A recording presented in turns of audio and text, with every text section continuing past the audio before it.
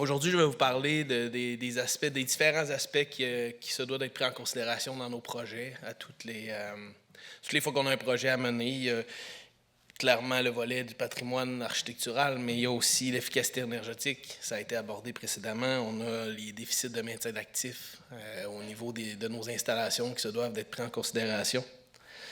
Les changements de vocation, l'évolution du marché du travail, puis les différentes mises au monde. Au niveau de l'efficacité énergétique, ça a été dit déjà, nos bâtiments sont conçus en béton avec des murs rideaux. Ce n'est pas nécessairement les éléments les plus efficaces. Donc, on a fait des gros projets au fil des années. Avant que j'arrive, il y a déjà eu, j'ai entendu, il y a des éléments qui ont été recouverts en tôle. Mais ça a été fait à l'époque certainement pour une raison énergétique, parce que le béton est très conducteur, donc on a des ponts thermiques. On a fait dans les dernières années, on a réalisé un gros projet d'économie d'énergie.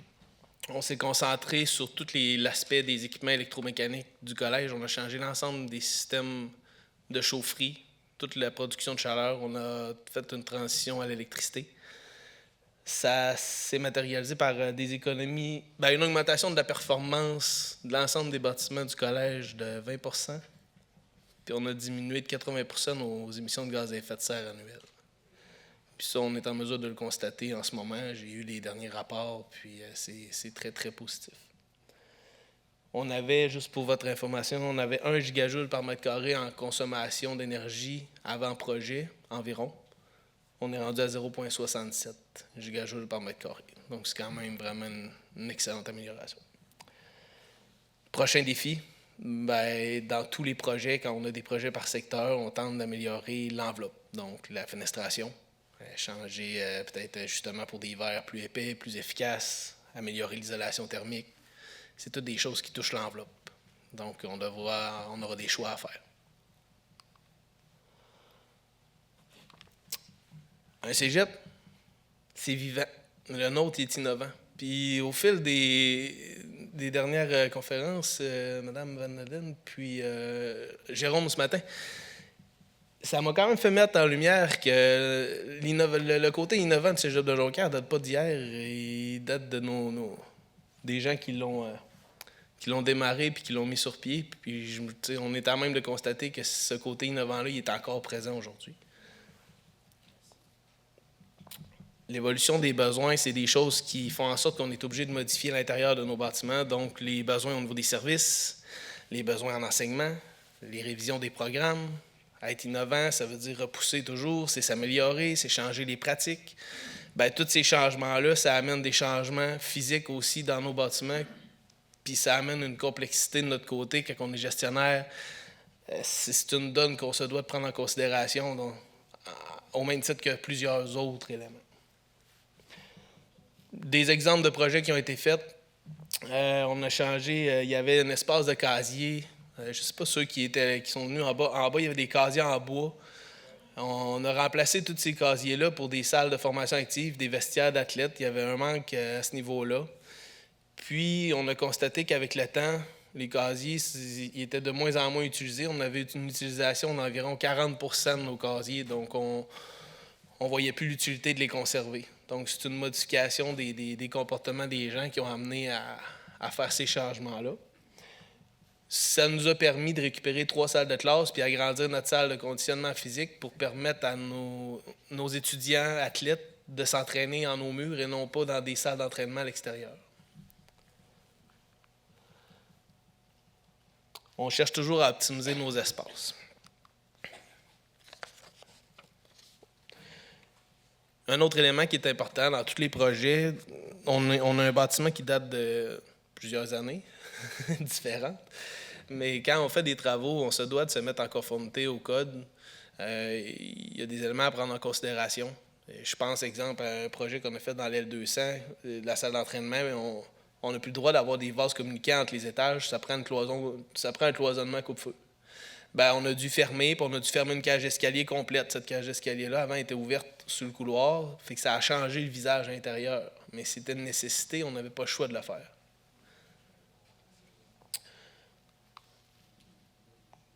Un autre élément important au niveau des cégeps, le dernier PAGI, c'est le Plan annuel des investissements en infrastructure du Québec. Le ministère de l'Enseignement supérieur a sorti le dernier en 2023. On avait un déficit de maintien d'actifs total pour les 48 collèges de 700 millions de dollars. Donc, le financement qu'on reçoit comme institution, on le reçoit beaucoup pour résorber ce déficit-là, pour tenter de maintenir nos bâtiments en bon état. C'est une obligation qu'on a de prendre ça en considération quand on fait des projets et quand on priorise des projets. C'est nécessaire de... Les systèmes électromécaniques, ça ne fait pas des belles choses, mais ça permet de maintenir nos bâtiments dans des bons états. On a un beau projet qui va venir dans les prochaines années. J'ai hâte, mais ça, c'est un projet qui va regrouper l'ensemble de tous ces beaux éléments-là. Donc, ça va être on va devoir être confronté à plusieurs choix. Les choix au niveau du patrimoine, l'allure de la salle François Brassard, c'est une salle qui est unique, qui a un visage, un paysage intérieur qui mérite d'être conservé et d'être valorisé. Par contre, on se devra de faire une étude de code. Probablement que ça va nous amener à faire des choix et à faire des changements parce que possiblement qu'il y a des améliorations à apporter. Les besoins des usagers, cette salle-là date de plusieurs années. Est-ce que c'est encore valide la manière qui est disposée, le nombre de places? Est-ce qu'il y a des choses à changer pour répondre aux besoins présents et futurs? C'est toutes des choses qu'on se devra d'analyser. Puis, le plus gros important, le morceau le plus important, c'est le financement. Bien, faire des projets comme ça coûte excessivement cher. Puis, dans nos enveloppes normalisées, on n'a pas nécessairement les budgets pour se permettre de faire des gros projets comme ça. Fait qu'il va falloir qu'on monte les besoins de manière adéquate, puis ensuite qu'on fasse des recherches de financement, aller chercher des partenaires, puis pour tenter de réaliser ce projet-là, qui est nécessaire d'un point de vue de vétusté, parce qu'il y a beaucoup d'éléments qui sont vieillissants. C'est un bâtiment qui date de celui-là, je pense que cette portion-là, c'est 67. Donc, on a besoin de s'en occuper. Conclusion. La mise en valeur du patrimoine architectural, c'est une préoccupation pour notre établissement. On en parlait avec Sylvain tantôt. Je crois qu'on devra faire des choix, identifier les éléments qui sont à conserver, puis mettre l'emphase sur ça quand viendra le temps de rénover. Il y a sûrement différentes manières d'y arriver. Peut-être se faire un plan de conservation de certains éléments, puis voir qu'est-ce qu'on peut faire avec ça. Mais l'objectif, c'est toujours de prendre les meilleures décisions possibles, pour le maintien de nos bâtiments, de maintenir l'opérationnalité, dans le fond, puis faire les meilleurs choix possibles pour l'institution à court, à moyen et à long terme. Merci.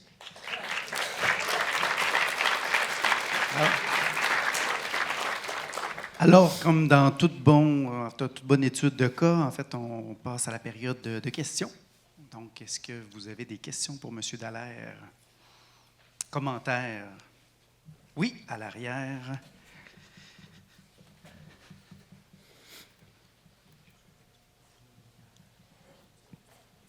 Donc, Myriam Blais, on s'est vu tantôt. Oui. Au fond, je me questionnais parce que la salle François Brassard, on comprend que ça fait partie vraiment des éléments patrimoniaux du cégep, là, de ce que j'ai bien compris.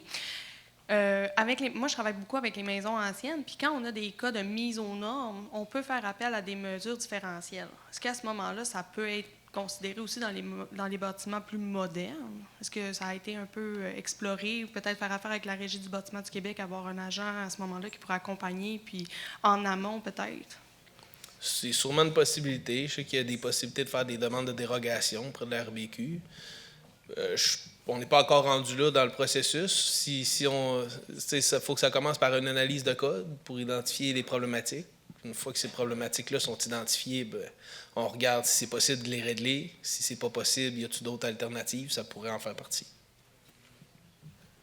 Moi, ce que je trouve intéressant, c'est la salle François Brassard. C'est quand même un lieu. Moi, j'étais animateur culturel dans les années 70, là, et c'est quand même un lieu où c'est une plaque tournante au niveau artistique au Québec. Tout le monde se retrouvait ici, tout le monde voulait venir donner un spectacle, puis tout d'un coup, c'est inhabité, tout d'un coup, c'est mort. Je trouve ça fantastique que ça puisse renaître et d'être un lieu culturel important. Ça partage certainement le souhait de notre DG. Alors, est-ce que nous avons... Oui, question, commentaire? Oui, bonjour, François-Xavier Caron, architecte en conservation. Oui. J'ai beaucoup aimé votre présentation. Ça m'interpelle beaucoup. Parce que nous, comme architectes en pratique privée, nos clients, c'est des gens comme vous qui ont les besoins que vous avez énumérés. Et il n'y a personne qui vient nous voir pour nous demander de nous donner le mandat de conserver leur bâtiment. Les gens viennent nous voir pour nous donner, parce qu'ils veulent mettre leur bâtiment aux normes, ils veulent remplacer leur système. Et donc, notre défi, c'est de le faire tout en assurant la préservation du patrimoine. Puis effectivement, les plans de conservation, c'est un outil fondamental pour y arriver.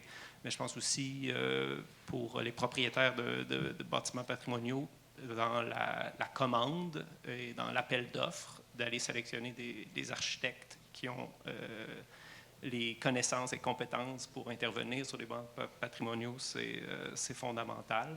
Alors, je pense que c'est quelque chose qu'il faut instaurer dans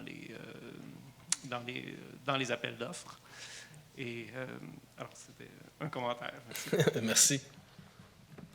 Merci beaucoup. Donc, d'autres questions, commentaires? Ah oui, ici.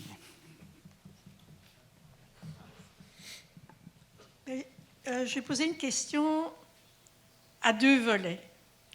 Quels sont les problèmes d'entretien les plus quotidiens qui, conduisent à intervenir sur le bâtiment, mais par des petites touches, là? C'est quoi les problèmes quotidiens de la gestion du bâtiment? Et quel a été, au cours des dernières années, le chantier ou l'intervention la plus problématique, ou celle qui a posé, oui, pas plus problématique, mais ce n'est pas nécessairement ça que ça veut dire, le plus de problèmes et qui t'a donné des cheveux blancs, qui ne sont pas encore blancs. Donc les trucs vraiment mineurs, mais qui sont quotidiens, et puis quelque chose qui est, majeur. Quotidien, c'est beaucoup plus au niveau des systèmes électromécaniques. Je dirais un tuyau qui coule, un thermostat qui est collé, une toilette qui fonctionne pas bien. C'est quotidien, c'est à tous les jours. On a des bons de réparation, des choses qui viennent là-dessus. Puis ça vient aussi avec le fait que les systèmes sont vieillissants. Plus c'est vieillissant, plus on en a. Donc, on s'assure dans les années... En ce moment, je prépare un gros projet de réfection de l'ensemble de la tuyauterie, plomberie dans un de nos pavillons. Je n'annoncerai pas le projet tout de suite, là, mais c'est un projet quand même majeur qu'on répartit sur 2 années, mais qui est nécessaire parce que dans les dernières années, nos interventions y ont augmenté énormément au niveau de ce bâtiment-là. Et le deuxième volet de la question qui était plus en termes de grande intervention problématique. Mes cheveux gris, blancs, j'en ai eu plusieurs qui sont arrivés. On a fait un gros projet dans les 4 dernières années. On a fait un projet de transformation dans notre pavillon de l'ATM. On a récupéré 4 ou 5 étages dans notre tour Manicouagan. Il y a comme une passerelle entre les deux bâtiments. On a relocalisé l'ensemble des enseignants qu'il y avait dans ce pavillon-là dans notre tour. Puis, on a récupéré l'ensemble des espaces pour faire des nouveaux locaux d'enseignement, des laboratoires spécialisés, puis tout ça, mais tout ça pendant la session. Donc, c'est sûr que ça a amené certains défis. On a eu une belle collaboration, ça s'est très bien passé, on s'est planifié, on a consulté beaucoup les gens, mais ça a été quand même un réel défi. Puis, on l'a réussi aujourd'hui, il est super. Merci. Merci.